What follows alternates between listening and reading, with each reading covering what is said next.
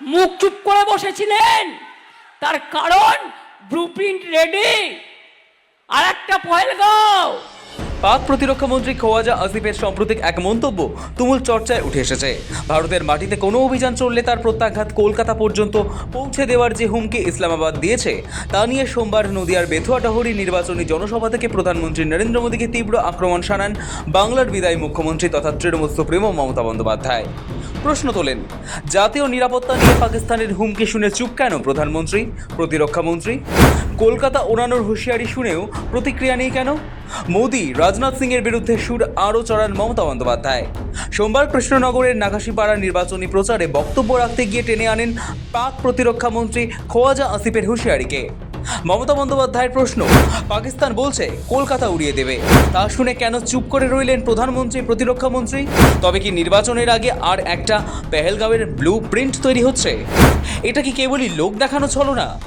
প্রধানমন্ত্রী, প্রতিরক্ষা মন্ত্রী জবাব দিন। জাতীয় নিরাপত্তার প্রশ্ন, বাংলা সব সময় কেন্দ্রের পাশে থাকে ভারতীয় হিসেবে। কলকাতা আক্রমণের কথা বললে রাজ্য মেনে নেবে না। পাকিস্তানের ডিফেন্স মিনিস্টার যখন বলে কলকাতাকে টার্গেট করব, কলকাতাকে অ্যাটাক করব, সেই কথাটা নরেন্দ্র মোদী কেন বাংলায় এসে কালকে বললেন না যে উইল টেক স্ট্রং অ্যাকশন? মুখ চুপ করে বসেছিলেন, তার কারণ ব্লুপ্রিন্ট রেডি।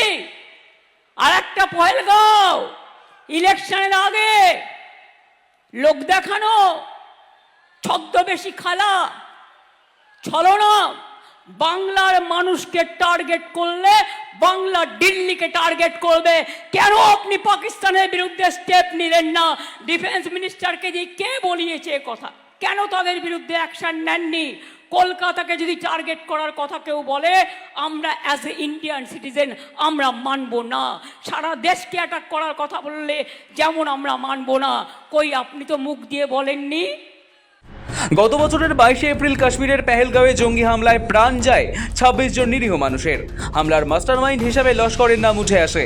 সেই ঘটনার পর থেকে ভারত পাকিস্তানের সম্পর্ক আরও তিক্ত হয়েছে। ওই ঘটনার প্রতিবাদে নয়াদিল্লির সিঁদুর অভিযান এবং তার পরবর্তী 4 দিনের রক্তক্ষয়ী সংঘর্ষের স্মৃতি এখনও টাটকা। পেহেলগাঁও হামলার বছর ঘুরতে চলল।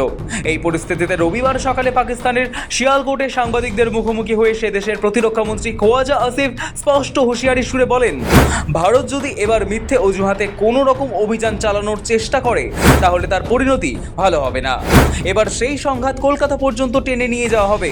সংঘাত 200 থেকে 250 কিলোমিটারের মধ্যে সীমাবদ্ধ থাকবে না।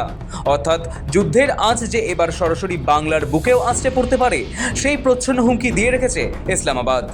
और अपनी दुश्मन भारत जो है वो झुंझलाया हुआ है, अजीब अजीब बातें करते हैं, हवास बाख्ता हुए हैं। दोबारा रचाने की भारत ने कोशिश की तो पहले तो 200-250 किलोमीटर तक हम गए थे, इस दफ़ा कलकत्ते तक पहुँचा के। সোমবার নির্বাচনী প্রচারে গিয়ে এই ইস্যুতে সুর চড়ান তৃণমূল সুপ্রিমো মমতা বন্দ্যোপাধ্যায় বলেন, পাকিস্তানের মন্ত্রী কলকাতাকে নিশানা করার কথা বললেন কি করে? মোদী রবিবার এখানে এসেছিলেন প্রচার করতে, কোনো পদক্ষেপ করার কথা বললেন না কেন? কেন চুপ করে রইলেন? পাকিস্তানকে পাল্টা হুঁশিয়ারি কেন দেওয়া হলো না? ওখানকার মন্ত্রীকে দিয়ে কে কথা বলিয়েছেন? এসবের তদন্ত দাবি করেছেন মমতা বন্দ্যোপাধ্যায়।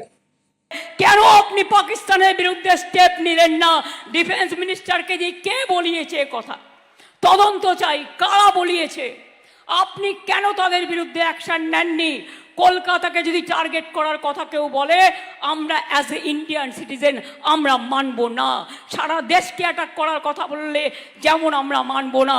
কই আপনি তো মুখ দিয়ে বলেননি। তার কারণ আপনি বাংলাকে টার্গেট করতে পারেন।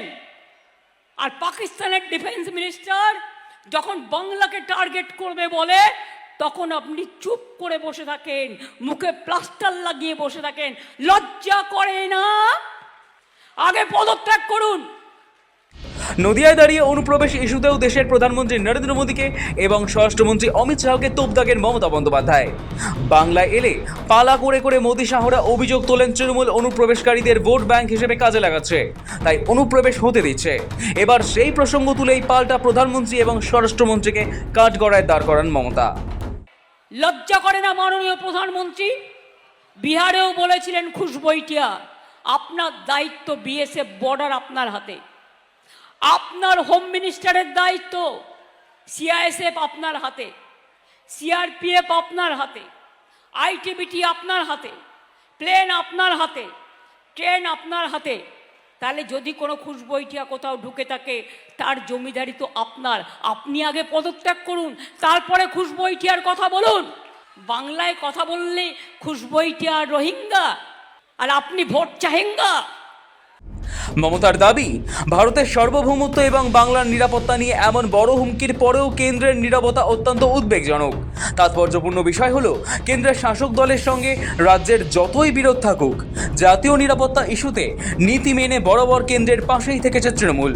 এমনকি পেহেলগাঁও হামলার পাল্টা পাকিস্তানকে শিক্ষা দিতে ভারতীয় সেনার অপারেশন সিঁদুর নিয়ে বিশ্বমঞ্চে প্রচারের সময় কেন্দ্রের তৈরি করা প্রতিনিধি দলে ছিলেন তৃণমূলের সাংসদ অভিষেক বন্দ্যোপাধ্যায়। ফলে কলকাতাকে ওড়ানোর হুমকিতে রাজ্যের শাসক দলের গায়ে বিঁধবে, সেটাই স্বাভাবিক। শায়ন মোদকের রিপোর্ট, সময় কলকাতা।